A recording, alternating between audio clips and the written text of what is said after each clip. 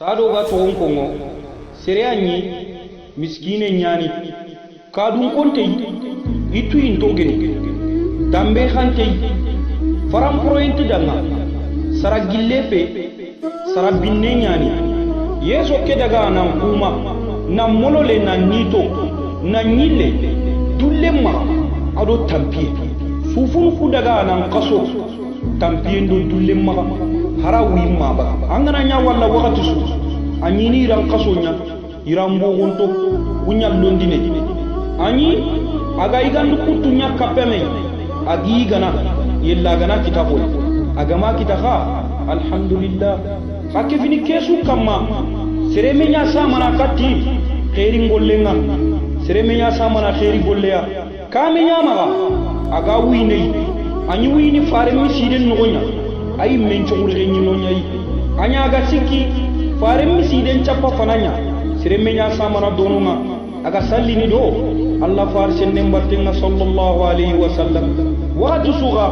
ani wati chu dangindini do Allah farenya batenga aga taunu kapalla farenga ada ga masalanga ada ga khidi fetene ani sereyi seremenya samana kati jihadun kurenga ala halanga fuqariyani qabanna khoriyani dilimana ganka unga annabi khanu yam ko tenga anya agi tare ngo wondini do Allah faren batenga faren wa yugo kedanga dilimana ganka u ado legel mo sire ado aljanna sergebe men yugo ketu faren dimanga na duti yugo kenyi sere ayi atuinte meni mu'min khalsinti ani kunga sere anyi Allah ga mulla siringa farenga mulla atogoni juleybib wana to Allah ganan kulengebe juleybib tora kota e bonya Allah farenga ado juleybib germe gemalle mawu ati juleybib danga juleybib anti riba juleybib ta annabi danga Allah fare ko ganin ke ga yindini ko gandu nin ke ga ya ba woni juleybib ya awotu nanti ikeni serei khima gebenti ya soronno ko fonti maga miskine nyani ya inni ni ran kaso nyano ko ngawatu su ini gandu kutu nyai gana yelli gana kita agama kita ka alhamdulillah kan ta maga ga wini fare misidenya sereani faram pore khantu danga ay mew kentu duya sereani khadi abinne nyani amiya sarafuleya ken kan ta ko o dambente saratu intefe agana sankuga serenti gillaga murunu parenda go gomu atu julebibu anti yini ba atalla farenda nga ko gani ke yindini Allah faren ku amaga sifada nga aduwara ma wakati dangi falle ado julebibu yille gemalle mawu ate julebibu anti yini ba kenya nyata filandenga atalla farenda nga Allah fare ko gani ke yindini faren kuru aro faren gille gemme tasi kandenga faren tidanga julebibu anti yini ba atalla faren danga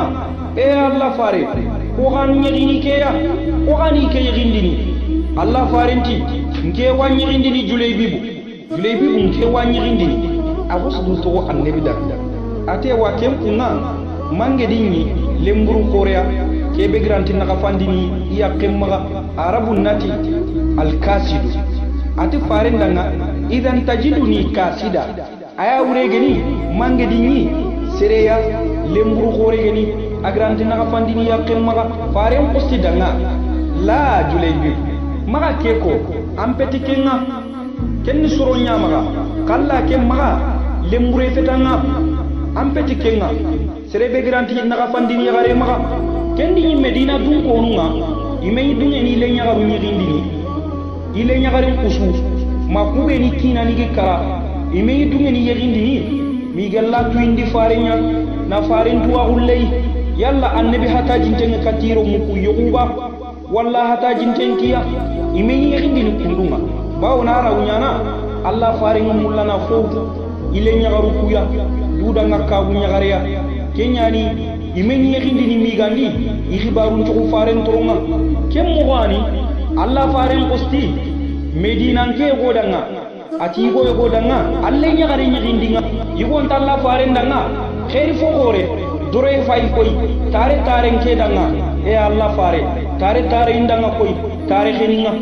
Allah fare ngo stigo ke danga amman kede nti murni nyimme danga de yugo ntalla faren danga anu murnu ko adanga ati ni murnu julaybi bu adanga ni murnu julaybi bu adanga yugo nti Allah fare danga ni telli nyakken chawara lemmagu ni telli nyakken haklin namu aganate kebe adaga kati yakke adi tindi kengene lenya gare kemaya ati danga Allah fare ngole nyagare murnu yagare ndi duto ati tare khair fo gore khininga koy yigonti yakken danga kanti murni medanga de an murnu julaybi bu adanga yagare ndi julaybi bu ngere nyagare julaybi bu khanne tashiko yagare ntina kunata Allah ikenti le nyagare nyirindi ni julaybi bu ya Allah faren kami sere suwori ikele nyagare ndanga ma julaybi bu ya ikele nyagare julaybi bu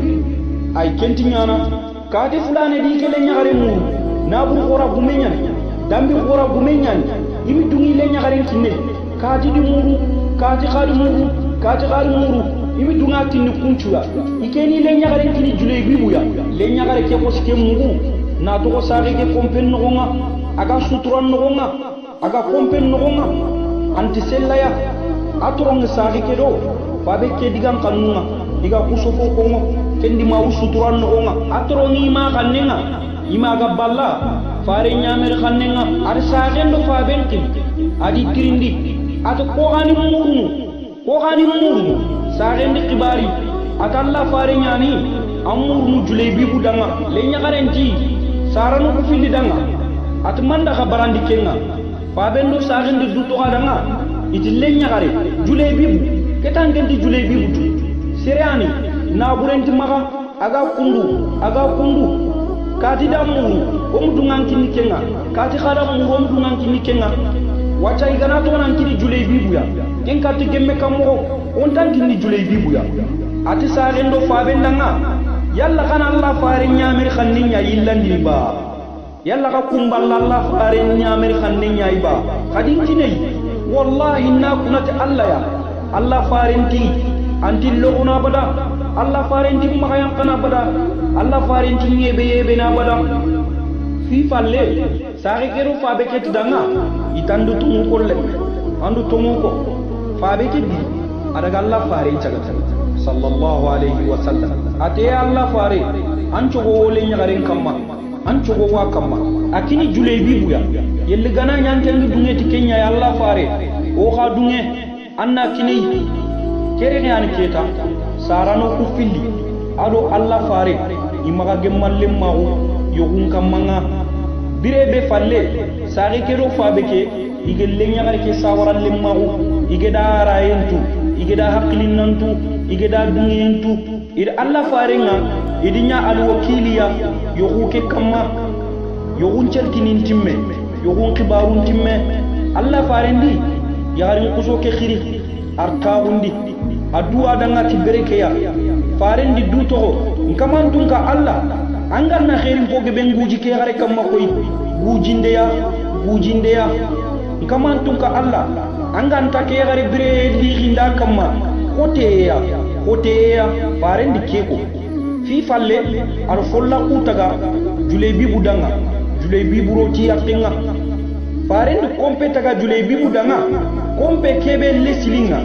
kompe kebe fondation geni limana gankawo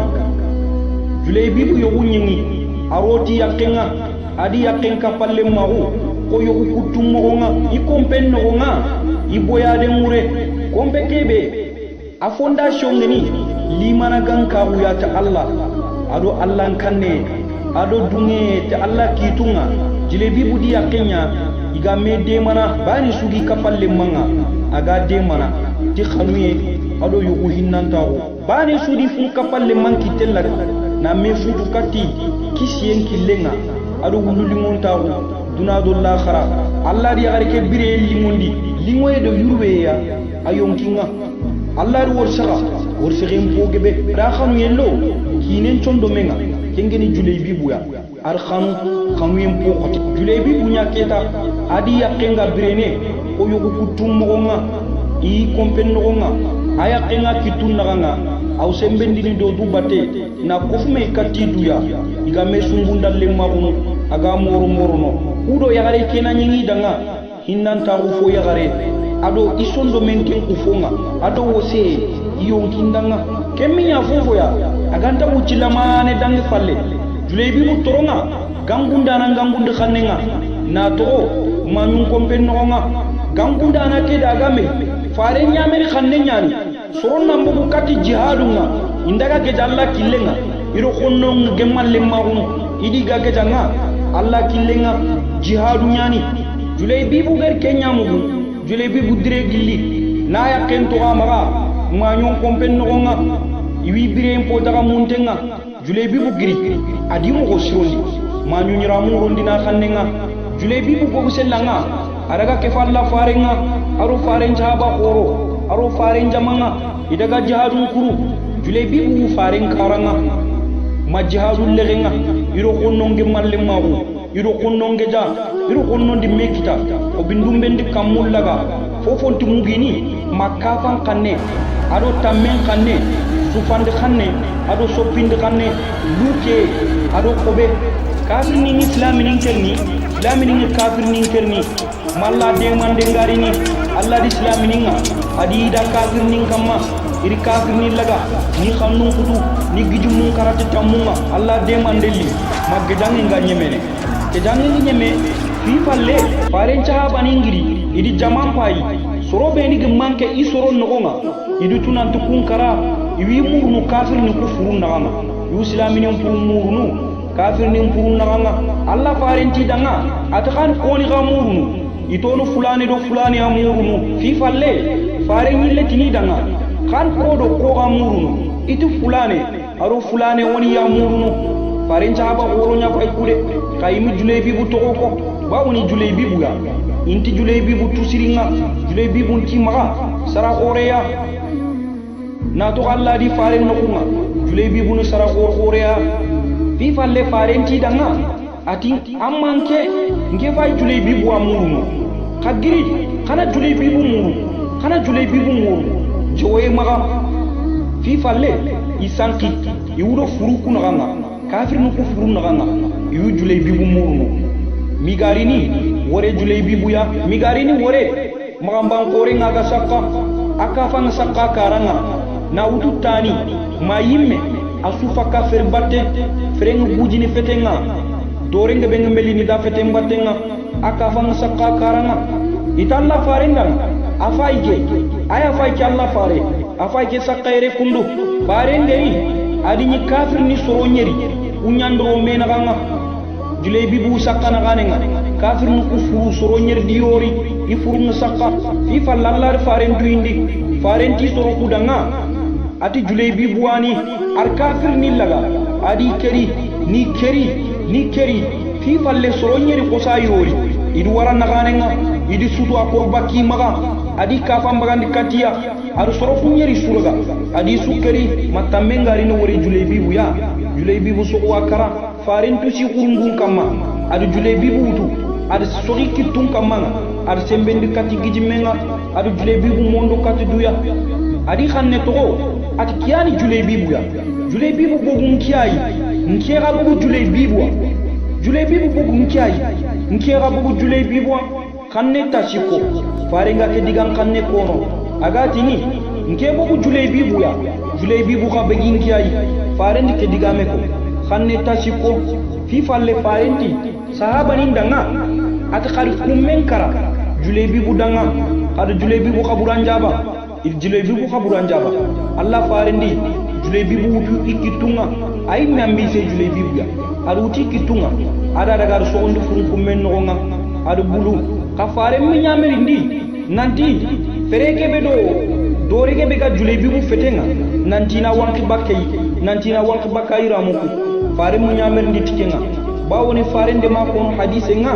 farenti seydum furu iger kubeni kira allah killenga sirena magati danga furude bawoni biran to nyaane allah no kuma igana kara falle Allah ni yonkinya saganiya agi walla aljanna ngonga jannatul firdausil ala atoni dira mun qabulwa bawni qiyaman kota igana ni wundi ni garini ifeto hukuminya ira mu kulabanto iran churunyallo ndini khannunga fereke be batengi fetenga kenti melli ngono ko miskum mogonya mahada man tugu togotini kenti milinge gilliti minne kha farindi kiya ko kiyan cigi igeri julebi budira mungulu fer batti ngayira munga ado dorenga ya kencino julebi bu karafalle kakemme dangi wuceya sahaba koronya nyirini igarini julebi bu yakin kamma igame samana julebi bu yakin cagandenga ahmadu do hadise ke filla kurwa alislingi sahihu muslimun gonga anna muslimu fay anga hadise ke nyinan gonga kenya mo kundu kaya gare kenya kunga Allah gari wor serim polla kunni gare ke danga ya gare kenya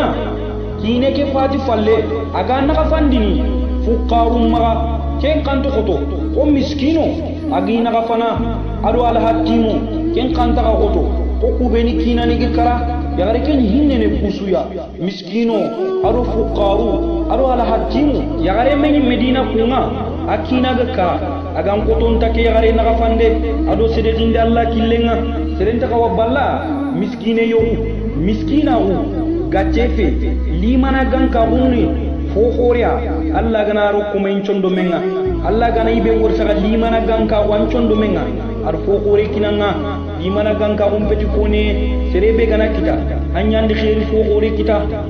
ke mo yimmiani Allah ko me julay bibu isanga ado Allah khana